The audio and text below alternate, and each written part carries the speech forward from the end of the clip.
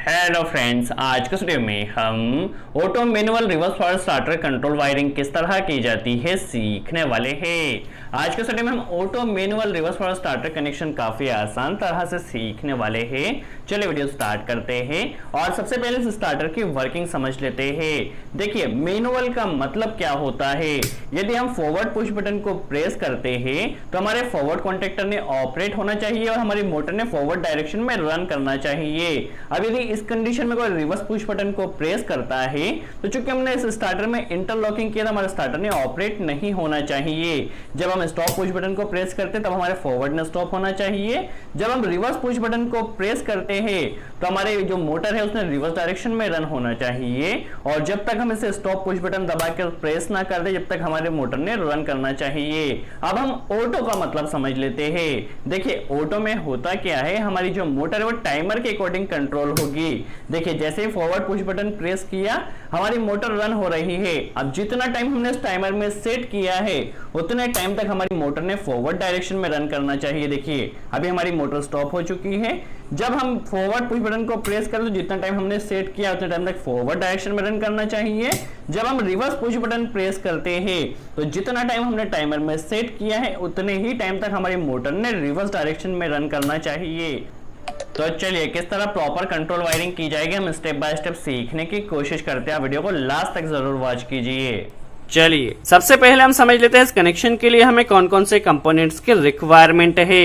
जैसे कि हमें रिवर्स फॉरवर्ड स्टार्टर बनाना है तो हमें यहाँ पे एक फॉरवर्ड कॉन्टेक्टर कनेक्ट करना है और एक रिवर्स कॉन्टेक्टर कनेक्ट करना है। जो कि कंट्रोल वायरिंग के लिए हमें 2 NO पॉइंट की रिक्वायरमेंट है एंड 1 NC पॉइंट की रिक्वायरमेंट है। तो हमारे पास यह जो कॉन्टेक्टर है इसमें हमारे पास 1 NO and 1 NC point available है। हमें यहाँ पे 2 NO की रिक्वायरमेंट है, इसलिए हमने यहाँ पर 1 एड ऑन ब्लॉक कनेक्ट किया है। इस एड ऑन ब्लॉक में 1 NO एंड 1 NC पॉइंट है। क्योंकि हमारे पास यहाँ पर जो कॉन्टेक्टर है यह 220 वोल्ट का है, इसलिए हमें यहाँ पे फेज एंड न्यूट्रल इसकी कॉइल में कनेक्ट करना होगा। और जो टाइमर है ये भी हमारे पास 220 वोल्ट AC पर ऑपरेट होता है, तो न्यूट्रल एंड फेज हमें यहाँ पर भी कनेक्ट करना होगा। देखिए, हमें यहाँ पर एक ओवरलोड रिले की रिक्वायरमेंट है ताकि हमारी मोटर जब भी ओवरलोड हो तो यहाँ से हमें ट्रिपिंग मिल सके।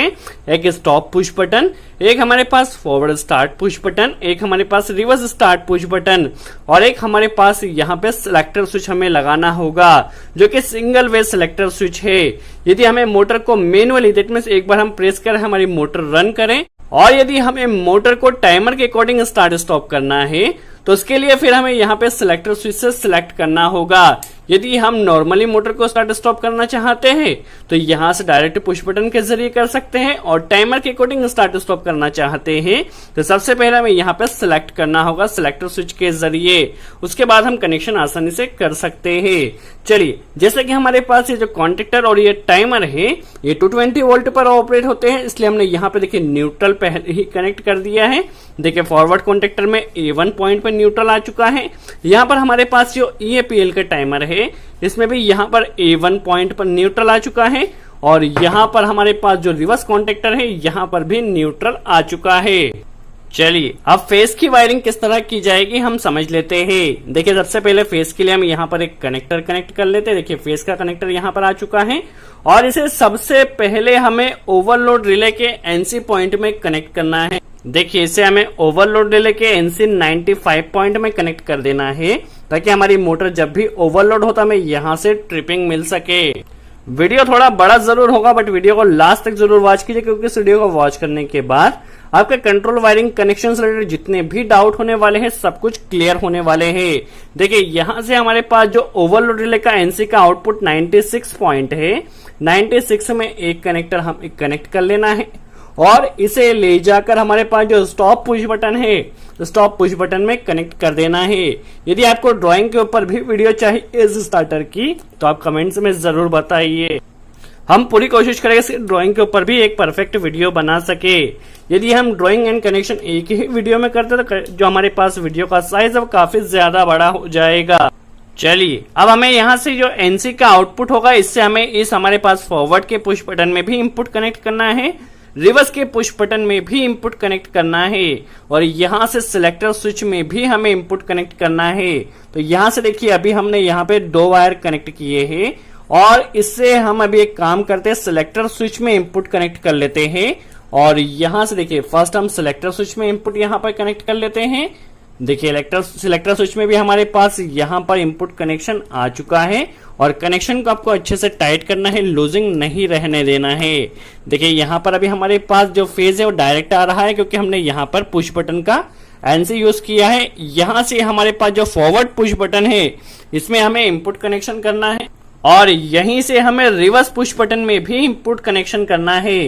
तो इसके लिए देखिए यहाँ पर हम क्या करते हैं, एक कनेक्टर और कनेक्ट कर लेते हैं और यहाँ से देखिए अभी हमारे पास फॉरवर्ड पुश बटन में यहाँ पर इनपुट कनेक्शन हो जाएगा और यहीं से हमें रिवर्स पुश बटन में भी इनपुट कनेक्शन कर लेना है। देखिए यहाँ पर आ चुका है और यहाँ से हमारे पास रिवर्स पुश बटन में भी इनपुट कनेक्शन आ चुका है। दैट मीन्स हमारे पास सिलेक्टर स्विच जो हमारे पास पुश बटन है, इनपुट कनेक्शन यहाँ पर कंप्लीट होता है। अब किस तरह प्रॉपर कंट्रोल वायरिंग की जाएगी हम समझ लेते हैं। सबसे पहले हम फॉरवर्ड कॉन्टेक्टर के लिए वायरिंग किस तरह की जाएगी, फॉरवर्ड कॉन्टेक्टर को किस तरह ऑपरेट किया जाएगा समझ लेते हैं। इसी तरह से किस तरह रिवर्स कॉन्टेक्टर की वायरिंग होगी वह भी हम समझने वाले हैं। देखिए यहाँ से जैसे इस पुश बटन को प्रेस किया जाएगा तो इस पुश बटन के प्रेस करते ही हमारी यह जो सप्लाई है यह जाएगी हमारे पास इस कॉन्टेक्टर के एनो टर्मिनल में, जिससे हमारे कॉन्टेक्टर को होल्डिंग सप्लाई मिलेगी। किस तरह होल्डिंग मिलेगी वह भी हम समझने वाले हैं। देखिए यहां से जैसे पुश बटन को प्रेस किया, यहां से हमारे पास कॉन्टेक्टर के एनो टर्मिनल में वायर आ चुका है। यहीं से हमें एक कनेक्टर कनेक्ट करना है और इसे ले जाकर टाइमर में हमें कॉमन और एनसी पॉइंट को यूज करना है। एक बार फिर से टाइमर में कॉमन एंड एनसी पॉइंट को यूज करना है ताकि जितना टाइम हमने सेट किया है इस टाइमर में उतने टाइम तक हमारा स्टार्टर ऑन रहे और जैसे ही टाइमिंग कंप्लीट होती है तो हमारे स्टार्टर ने स्टॉप हो जाना चाहिए। देखिए अभी हमने यहाँ पर एक कनेक्टर कनेक्ट कर लेना है और इसे टाइमर के कॉमन पॉइंट में कनेक्ट कर देना है। देखिए वीडियो को आप केयरफुली वॉच कीजिए। देखिए यहाँ पर अभी हमने एक कनेक्टर कनेक्ट किया। वीडियो का जो कंट्रोल वायरिंग है काफी ज्यादा इंटरेस्टिंग है। देखिए यहाँ से हमें इस कनेक्टर को कनेक्ट कर लेना है और यदि आप EAPL टाइमर का कनेक्शन के बारे में जानना चाहते हो इसके ऊपर हमने डिटेल में वीडियो बनाया है जिसकी लिंक आपको डिस्क्रिप्शन में मिल जाएगी। देखिए यहाँ पर हमें क्या करना है, जो 15 नंबर पॉइंट है ये इसका कॉमन पॉइंट है। तो कॉमन पॉइंट में अभी हमने फेस कनेक्ट कर दिया है। जो 16 नंबर पॉइंट दिया गया है ये इसके साथ एनसी में है और जो 18 नंबर पॉइंट या 18 नंबर पॉइंट दिया गया है यह एनो में है। यहाँ पर 25 नंबर जो पॉइंट है ये कॉमन है, 26 यहाँ पर एनसी है एंड 28 यहाँ पर एनो है। अभी देखिए कॉमन में हमने फेज वायर को कनेक्ट कर दिया है। अब हमें टाइमर का एनसी पॉइंट यूज करना है। जितना टाइम हमने सेट किया है उतने टाइम तक इससे सप्लाई पास होना चाहिए यदि टाइमर की कॉइल ऑपरेट होती है तो। बट हमें ऑपरेट यहां से फॉरवर्ड कॉन्टेक्टर को करना है और हमें रिवर्स फॉर स्टार्टर में इंटरलॉकिंग करना होती है। तो इंटरलॉकिंग के लिए हमें करना क्या है, जो रिवर्स कॉन्टेक्टर का एनसी टर्मिनल है एनसी टर्मिनल को यूज करना है ताकि एट ए टाइम हमारा या तो फॉरवर्ड कॉन्टेक्टर ऑपरेट रहे या फिर रिवर्स कॉन्टेक्टर ऑपरेट रहे। तो देखिए हमने किया क्या है, यहां से देखिए जो टाइमर का एनसी है एनसी के आउटपुट से हमने यहां पर रिवर्स कॉन्टेक्टर के एनसी टर्मिनल में सप्लाई दिया है। जब रिवर्स कॉन्टेक्टर स्टॉप कंडीशन में रहेगा तब यहां से सप्लाई पास होगी। तो हम यहां पर एक कनेक्टर पहले कनेक्ट कर लेते हैं और इससे हमें फॉरवर्ड कॉन्टेक्टर को ऑपरेट करना है। चलिए एनसी में हमने एक कनेक्टर कनेक्ट कर लिया है और इससे हमें फॉरवर्ड कॉन्टेक्टर की कॉइल A2 में सप्लाई कनेक्ट कर देना है। दैट मीन्स जब टाइमर का टाइमिंग यहां से हमारा स्टार्ट रहेगा तब यहां से सप्लाई पास होगी और यहां पर देखिए जब हमारा रिवर्स कॉन्टेक्टर स्टॉप कंडीशन में रहेगा तब यहां से सप्लाई पास होगी और हमारा फॉरवर्ड कॉन्टेक्टर यहां से ऑपरेट होगा। देखिए यहाँ पे हमारे फॉरवर्ड के लिए वायरिंग हो चुकी है। जब हम पुश बटन को प्रेस करते हैं तो यहां से हमारा फॉरवर्ड कॉन्टेक्टर ऑपरेट होगा। आप इतनी कंट्रोल वायरिंग को ध्यान से वॉच कीजिए। सेम प्रोसेस हमें रिवर्स कॉन्टेक्टर के लिए भी करना है।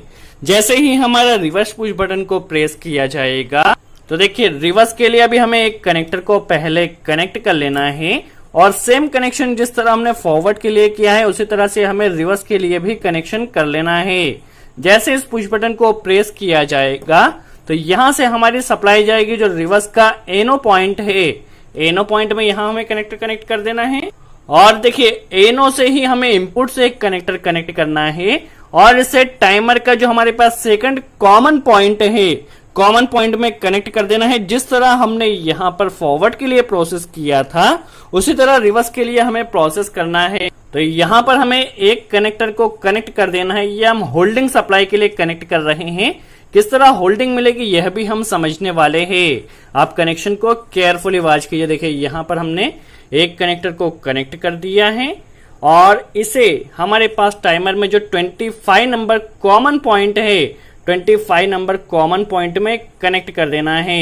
जिस तरह हमने फॉरवर्ड के लिए कनेक्शन किया था उसी तरह रिवर्स के लिए भी कनेक्शन करना है। देखिए यहाँ पर कॉमन में सप्लाई आ चुकी है। अब 25 के साथ 26 यहाँ पर एनसी पॉइंट है, तो यहाँ पर एनसी में हमें एक कनेक्टर को कनेक्ट कर लेना है और इसके एनसी से होते हुए फॉरवर्ड में जो एनसी टर्मिनल है वहां से होते हुए हमें रिवर्स को ऑपरेट करना है।